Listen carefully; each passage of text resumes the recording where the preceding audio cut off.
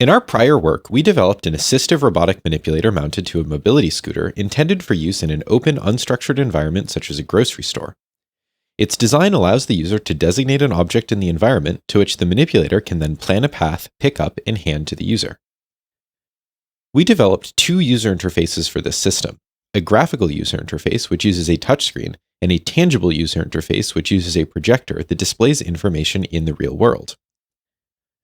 The GUI asks the user to tap on the object on an image of the robot's workspace displayed on the screen. Then, they can make a more precise selection on a zoomed-in image. The GUI keeps all of its information on the touchscreen mounted to the armrest of the scooter. The TUI, meanwhile, is designed to keep the user's attention in the real world. It provides feedback from a projector mounted above the robot's workspace, enabling it to project a cursor directly over objects in the world that the user can move with a joystick. Motivated by a desire to understand how these two UI modalities can be applied to assistive technology, we aim to answer the following research questions. First, how is a user's spatial visualization ability related to their use of a GUI or TUI? A key difference between the two UIs is in how they represent spatial information to the user. The TUI keeps this information in the real world, while the GUI displays a representation of it. As such, we hypothesize that an individual's spatial visualization ability might affect how they use each UI. Second, how will an increase in the amount of clutter impact performance with or preference for a GUI or TUI?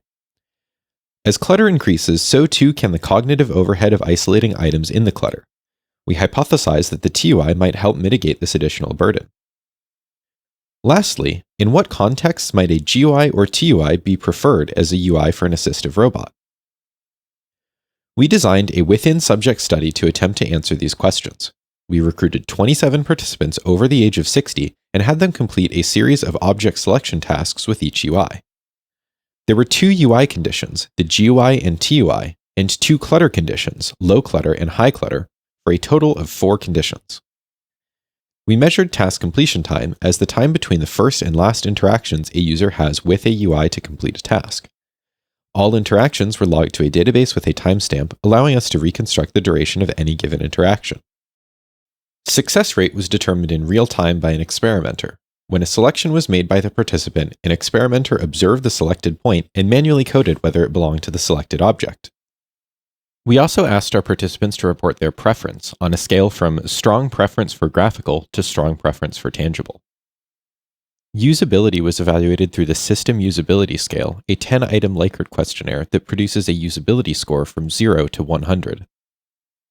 We measured spatial visualization ability using a modified version of the revised PSVTR, a psychometric instrument which requires participants to rotate 3D objects in their mind.